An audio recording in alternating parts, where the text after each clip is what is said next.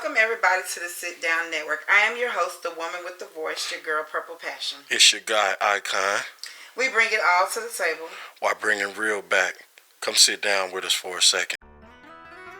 Sit down. I mean, you're pretty honest. You're really honest with us. We appreciate that. Thank you. No doubt, no doubt. So, out of all the songs you made, which is your favorite and which is your least favorite? It can be an album or a song in particular. Yep. I'm not too personal with a lot of songs I do, but I know that around the time I did Rap 5 and 6, I just did not like the production on those. I won't say I didn't like the songs. It was mainly the production, and the person that was producing for me at the time was just kind of half-assing it, and I felt like I was moving so fast, doing so much music, they couldn't really keep up, and so it was like I had to learn how to produce it myself. So I don't think I'll have that type of issue anymore, because I make sure I do all my own production now. So you produce your music, and then you rap it, and so you're writing as well? Yes, ma'am. I do it all. I don't have nobody writing for me. I do the writing, I do the production, mixing, mastering. I pretty much had to learn how to do everything, because at the speed that I was dropping music, I didn't know too many people that was willing to take the time to do it with me. So I had to learn a lot of it, which was a blessing in disguise, because once you learn it, you get to learning it and you know it, and can't nobody stop you from there on. Yes, sir, that is true. So a man of many talents, and I'm guessing everything that you've learned has been self-taught, basically. Yeah, self-made. That's one of my monikers. That's one of my saying. Self-made, get yourself paid. Oh, you see, that's true. Self-made does get yourself paid. All day long. So, where do you see yourself in 10 years? Owning some land somewhere, getting close to retirement, with the woman of my dreams, enjoying the kids, enjoying our kids, possibly still doing music. If I always said that I would stop creating when the creating wasn't natural anymore. So when I get to the point where I'm struggling to create, then that'll be the time that I say, it's been a long day or whatever. But I also see myself opening up businesses. I have a few businesses on the way, so I'll be putting my foot into that and finding something else that does it for me, that like music is always does. So I gotta find that it. I ain't found that it yet, but one day I will, hopefully soon, before I call it a day. So it's definitely self-made. You're talking about you're producing, you're writing, you do everything that it does to make your music. You're talking about opening all these businesses. So you're definitely a self-made man. That's what I can tell. To the full max. I've worked for people my whole life, and most times the result, I'm not going to pull the race card and say it always comes down to black versus white, but I'm going to say that it comes down to your value and your price tag versus the price tag that somebody puts on you. And I kind of always knew my own value. I feel like I put that value in a lot of people's company. So I've got strong over the last couple of years about really going forward with my own business, and I always encourage other people that's coming up as well to put that into themselves and make sure that you always putting your foot forward to do something positive for yourself. I feel that, because if you're not doing something positive for yourself, who will? Right. That's real talk right there. You can't cut it no other way. Yes, sir. So let me see. Describe to me a day or days in your life when you feel like you lost the most, and how did you handle that loss? It's gonna sound weird, but I've been dealing with loss my whole life. So loss is just something I learned to accept and deal with. I don't think I've ever my hardest losses was probably losing my mom and dad. I lost my dad at 14, and then I lost my mom in 2014. So if I said the biggest losses would be those, but I've dealt with a lot of loss from brothers to siblings to people close to me, friends.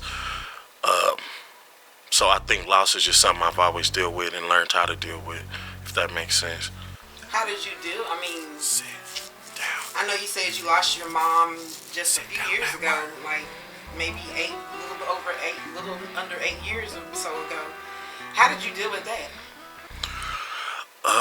At the time, I didn't deal with it so well. I was very depressed. I didn't want to go outside that much. I didn't want to deal with people as much because the transition of losing your mom is somebody that's in your life every day, your whole life, for every event from school to music. My mom was a big part of how I got into music. So I appreciate all that she did really to get me to that point, because I would have to give a good portion of credit to that. And I think the way I got through it is because she always taught me that it ain't what you go through, but it's how you go through it. So just going back to family morals, I think got me through all that. Wasn't easy. Some of it I still battle to this day, but I guess the easy part is learning to get through it in the best way you can. I understand. Loss is never easy. No matter if it's known or unknown, it's never something that you just really get over. And right. It just seems like, that you lost a lot. I mean, from your mother, your father, your brothers. How many brothers did you have? I have 4. And how many sisters? How many total siblings? Altogether, I had 9. I had 3 sisters as well. Yeah, 3 sisters as well. And where do you fall into that bunch? I'm the baby. Oh, baby. Okay. I was the last one. I was spoiled when I was real little. I think that's another reason it hit me so hard, because my mom spoiled me so much, and she spoiled us all though in actuality, but some would say she spoiled me a little bit more. But I mean, everybody was the baby at some point, so I think that's a reality people got to look at. Like, hey, I was the baby at this time, I got spoiled. Then it was time for the next baby, they got spoiled, so forth and so forth. But you was the baby, like the last of the Mohicans, the last of the bunch, the last. There didn't, nobody came after you. All of them came before you, so that means that you were extra spoiled. Yep, and it also means that I'm the last of a dying breed. Ain't nothing like my kind. Yes, sir. Exactly. Understand. So let me ask you. Let's just get a little off topic a little bit. What's your favorite food? Fast food or home? Can you cook? Yeah, I can. I was taught that. Excuse me. I was taught that young as well to cook, so I can get down in that kitchen for a man. I ain't gonna say I'm the best cook or nothing, but for a man, I can get down a little bit. I can put a few dishes together, I would say. Okay. A man that can cook, ladies. You heard that? You heard that from the man himself over here. Exactly.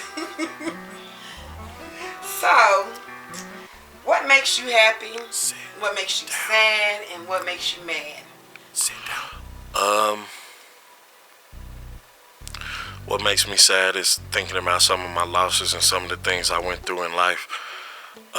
What makes me happy is knowing that I got through them and that God is always with me. So He's one person that I'll never lose. So I got that. What makes me mad is when somebody irritates me, gets under my skin, or a lot of stuff make me mad, honestly. So I just kind of avoid a lot of people and a lot of things, because the way my brain is wrapped up is I don't tolerate a whole lot. So I don't think it takes too much to make me mad. And that's something I'm working on as well. I'm on the ground for real. I'm smoking a vacuum seal.